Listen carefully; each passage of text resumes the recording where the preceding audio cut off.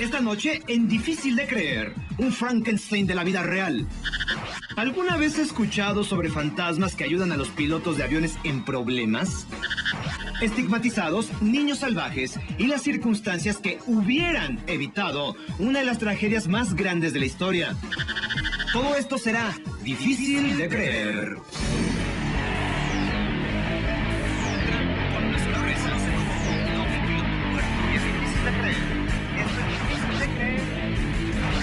Este relato comienza en lo más profundo de un bosque en las afueras de Moscú, Rusia. En un laboratorio, vigilado por soldados dispuestos a matar a cualquiera que se acerque. En el lugar se desarrolla un experimento que parece salido de una película de ciencia ficción. Allí, un científico está creando un perro de 2 cabezas. Esta es la historia, la macabra historia de un doctor Frankenstein moderno. Y es difícil de creer. Su nombre era Vladimir Demikov y era uno de los doctores más respetados de la Unión Soviética, y durante la década de los 50 se embarcó en una macabra aventura cuyo objetivo era prolongar la vida de un ser humano hasta niveles insospechados. Apoyado por el gobierno, Demikov fundó un laboratorio en el que empezó a experimentar con distintos órganos del cuerpo y se atrevió a llegar a extremos escalofriantes. Demikov se adelantó a su tiempo. Por ejemplo, fue de los primeros médicos que creían que se podía trasplantar órganos de un ser humano a otro. Esta idea permitió que casi 20 años después, el doctor Christian Barnard realizara el primer trasplante de corazón. Con la idea de los trasplantes en mente, decidió intentar algo más arriesgado. Y fue así como en febrero de 1954 realizó lo imposible. Consiguió un enorme mastín napolitano al que le agregó la cabeza de un cachorro. Había al fin logrado la monstruosa creación de un perro de 2 cabezas. De acuerdo a reportajes de la época, el mastín se compenetró tanto con el nuevo huésped que lo acompañaba que llegó un punto en el que ambas cabezas sentían sed al mismo tiempo. Desgraciadamente, para Demikov, el extraño animal murió 6 días después, pero esto no terminó con los macabros experimentos. Años más tarde, otro equipo de médicos soviéticos hicieron algo más radical. Cortaron la cabeza de un perro y la mantuvieron viva, sin necesidad de un cuerpo, gracias a aparatos especiales. Increíblemente, sus ojos parpadeaban y sus orejas se movían en dirección del ruido. Inspirado por estos experimentos, un doctor de Estados Unidos de nombre Robert White decidió ir un paso más allá y trasplantar una cabeza completa a un cuerpo diferente. El controvertido experimento de White se realizó el 14 de marzo de 1970. Decapitó 2 monos, colocó la cabeza de uno en el cuerpo del otro. Sorprendentemente, el mono despertó y hasta trató de morder a los doctores. Sería una venganza por lo que le habían hecho. El trasplante de cabeza tenía una limitante. El mono podía mover la cara, pero debido a que la espina dorsal había sido dañada por la operación, no podía moverse del cuello para abajo. En pocas palabras, quedó cuadrapléjico. Condenado por la comunidad científica, White no pudo continuar con sus experimentos y hasta tuvo que buscar protección policial ante las amenazas de muerte que recibió. En un giro extraño del destino, hoy día los experimentos de White son muy tomados en cuenta para tratar a personas cuadraplégicas.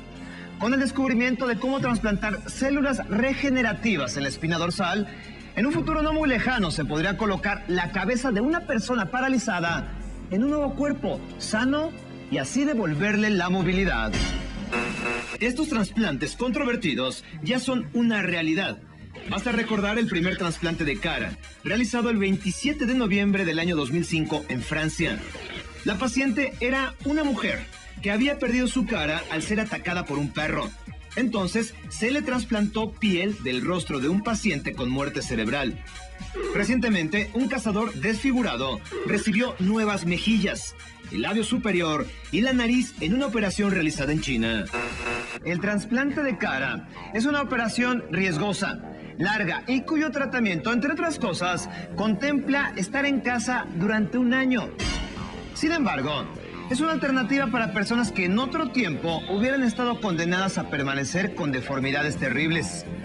Hubiéramos llegado hasta esta etapa de no ser por los Frankenstein modernos que fueron condenados en su época, ¿qué otros experimentos controvertidos, macabros, suceden en este momento y nos preparan un futuro difícil de creer?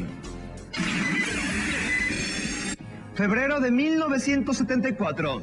Durante un vuelo entre Nueva York y Miami, un rostro fantasmal se le aparece a los pilotos de la aeronave. Su mensaje era: cuidado, hay peligro de incendio. Cuando el avión llegó a su destino, a Miami, uno de los motores estaba envuelto en llamas, pero como el aeropuerto estaba alertado, se evitó la tragedia. En verdad, un fantasma salvó a los pasajeros. Esta es la historia de los fantasmas del vuelo 401. Y en verdad, es difícil de creer. El 29 de diciembre de 1972, el vuelo 401 de la empresa Eastern Airlines salió de la ciudad de Nueva York con destino a Miami. Al mando de la aeronave se encontraba el piloto Bob Loft. Lo acompañaban 175 personas, entre las que se encontraba el primer oficial, Don Repo. El vuelo no llegó a su destino. Se estrelló en los pantanos de Florida y aunque sobrevivieron 77 pasajeros, Bob Loft y Don Repo murieron. Sin embargo, eso no significó que dejaran de ser vistos. Poco tiempo después del desastre del vuelo 401, Bob Loft y Don Repo, los pilotos, se empezaron a aparecer en diferentes vuelos de la misma compañía aérea. Algunas veces se veían encima de las alas de los aviones. En otras ocasiones, en forma de nubes y como voces misteriosas. Estas apariciones fueron confirmadas no solamente por los pasajeros, también por los pilotos que habían trabajado con ellos antes del fatídico accidente. Estas son algunas de sus apariciones más famosas. Septiembre 1973. Una azafata observa a un pasajero que no está registrado en primera clase, vestido como piloto. Lo interroga y no recibe respuesta. Cuando el capitán del vuelo llega para pedirle que se vaya, se encuentra con una sorpresa. Lo reconoce como Bob Loft, el piloto muerto. En ese momento, Loft desapareció y el vuelo fue suspendido. En otra ocasión, una pasajera vio al fantasma sentado a su lado. Otro vuelo podría haber recibido la ayuda de Don Repo. Aparentemente, la aparición arregló un horno del avión. Incluso un capitán contó que Repo se le apareció y le dijo: nunca dejaremos que haya otro accidente. Las apariciones siempre se han dado bajo tres circunstancias. 1. Siempre suceden en aviones de la empresa Eastern Airlines. 2. Siempre ocurren en la ruta Nueva York-Miami. 3. Siempre han sido en aviones que llevaban piezas recuperadas del trágico vuelo 401. Las supuestas apariciones de los fantasmas del 401 forman parte de una creencia popular de los pilotos en la que aviadores muertos se presentan para ayudar a sus compañeros. Hasta la fecha, este fenómeno ha sido negado por la empresa de aviación, pero ha sido confirmado por innumerables personas, incluyendo al vicepresidente de Eastern Airlines. Probablemente nunca sepamos qué hay detrás de los fantasmas del vuelo 401, pero por lo menos sabemos que el gobierno inglés sí cree en apariciones, o por lo menos en una.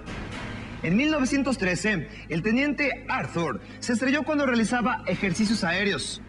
Una investigación oficial le echó la culpa del accidente. Al poco tiempo, se le vio en los edificios militares, sí, a su fantasma. Un año después, se reabrió el caso y se descubrió que el avión tenía una falla mecánica. Entonces, cesaron las apariciones de Arthur. Su nombre había quedado limpio. Actualmente, es el único fantasma reconocido oficialmente por la Gran Bretaña. Esto es difícil de creer. Al regresar, ¿es posible sobrevivir criado por lobos? Y más adelante, los estigmas, trastornos psicológicos o manifestaciones divinas. Esto es difícil de creer.